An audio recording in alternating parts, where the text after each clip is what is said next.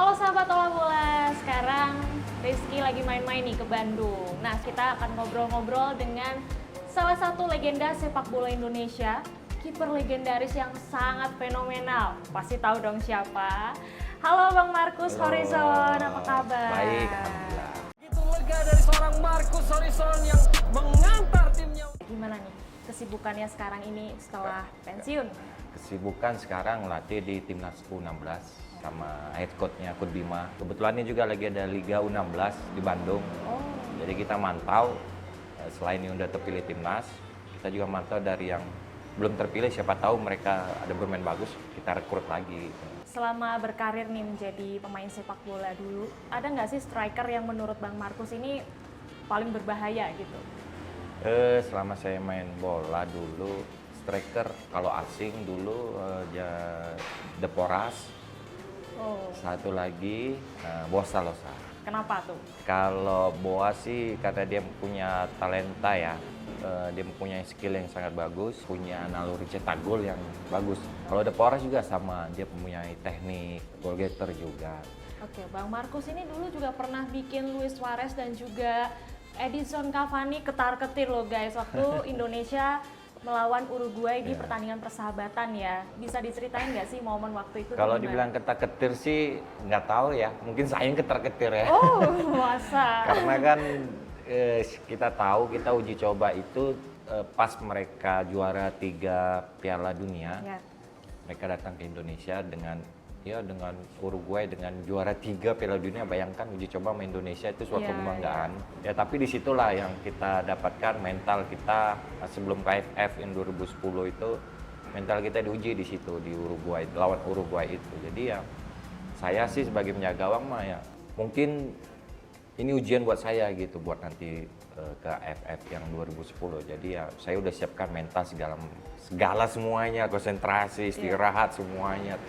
Saya pasti tahu nih kebobolan pasti banyak, tapi ya saya berusaha gawang saya supaya tidak kebobolan aja. Walaupun kebobolan banyak, tapi ya berusaha tidak kebobolan lebih banyak lagi. Gitu. Tuker jersey nggak sama Luis Suarez waktu itu? Jersey itu berebutan kemarin itu. Berebutan. Siapa yang dapat punya Suarez tuh? Siapa kemarin Suarez ya? Kalau nggak salah Pamungkas sih, kalau nggak salah ya. Kalau nggak salah ya, gitu. Oke. Karena sama-sama striker mungkin ya. Jadi saya dapatnya itu goalkeeper juga, Musrela ya, kalau nggak salah goalkeeper. Jadi itu. Kalau pemain saya nggak dapat, berebutan semuanya teman-teman. Oke. Kalau berarti sekarang koleksi jersey yang pernah tukeran nih sama pemain luar siapa aja? Pemain-pemainnya? Kalau koleksi jersey ya Musrela, terus dulu Bayern Munchen sih, tapi kiper keduanya. Terus momen yang paling diingat nih selama membela timnas dulu apa? Momen yang pertama pasti itu lawan Uruguay, yang kedua momennya PLFF, terus ada momen juga kita uji coba sama Dortmund. Itu Terus? sih beberapa momen itulah. Nah, terus apa sih yang belum tercapai selama jadi pemain? Buat timnas ya, belum bisa membawa juaranya. Ya mungkin saya kan masih di pelatihan timnas sih, siapa tahu mungkin bukan jadi pemain, mungkin jadi pelatih, jadi juara timnasnya gitu. Kalau komentar Bang Marcus sendiri, sekarang timnas Indonesia di bawah asuhan Sintayong ini seperti apa?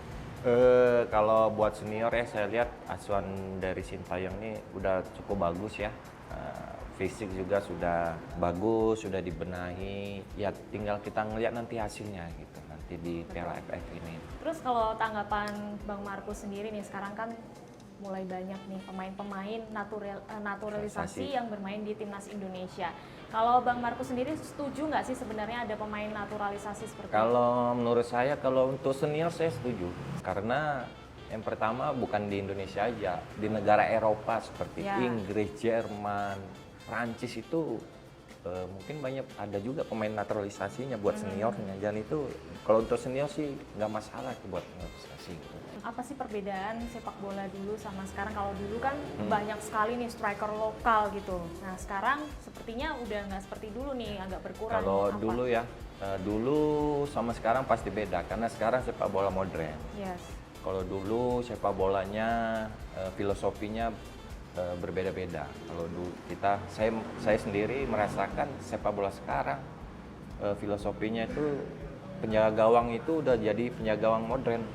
Kenapa? Karena bukan di bawah Mistar aja, tetapi dia bisa menjadi leader di belakang, bisa bermain bola build up, berani main bola di bawah, dan sebagai bisa jadi stopper atau center back itu penjaga gawang. Kalau dulu enggak.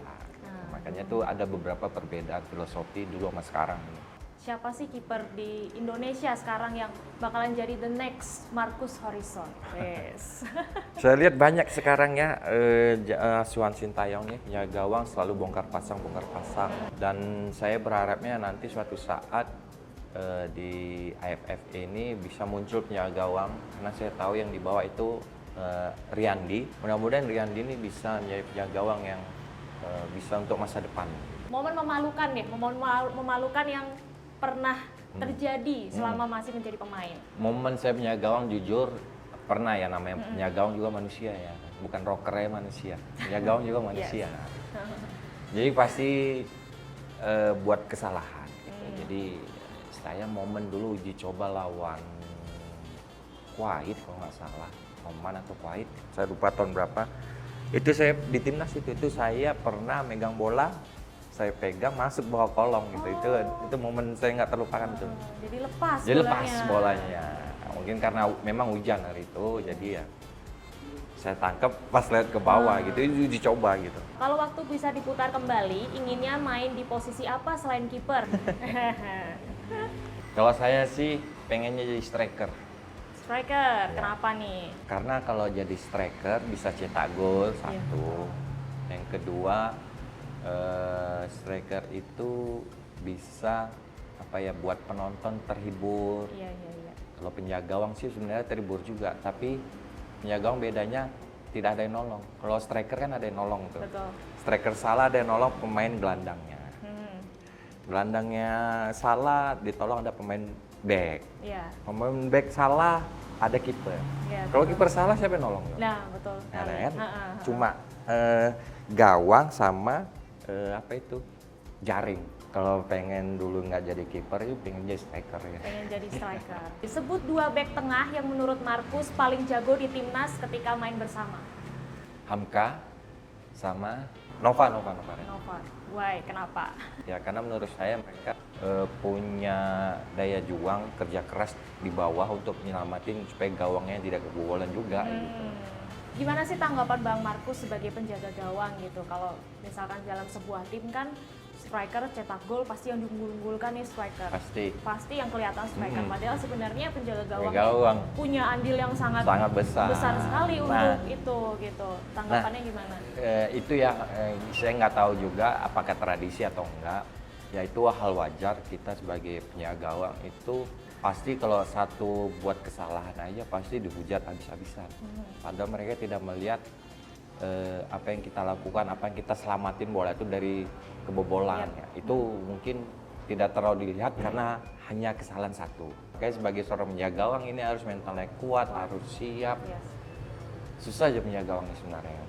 Itulah menurut saya. Kalau jadi striker mah enak kan, cetak gol dulu-dulukan. Iya, benar. Kalau penjaga gawang, walaupun dia tangkap sampai terbang, begitu dapat kesalahan satu blunder, habis dihujat pasti gitu. Itu perbedaannya. Kenapa milih jadi kiper dulu? Waduh, kok ceritanya panjang. Dari di Pangemberandan di kampung saya tuh punya SSB. Kebetulan kipernya cuma satu. Saya dulu tuh striker.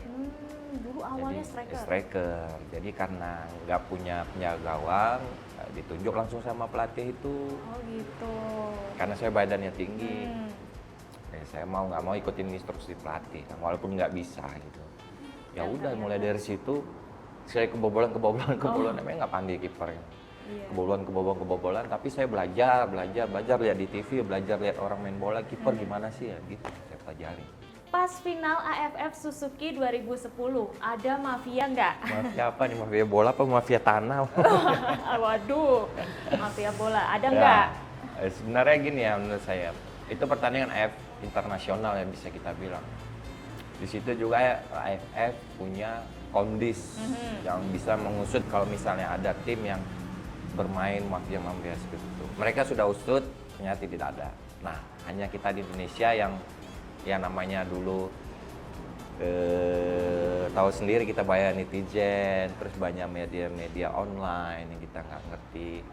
Jadi itu digoreng sama mereka dan kenanya ke kita gitu. Dan kita oke, kita udah datang dengan sendirinya tanpa kepolisian sebelum ngundang kita yang datang. Kita hari itu ada 6 orang, kita datang ke kepolisian di Mabes Polri, kita datang.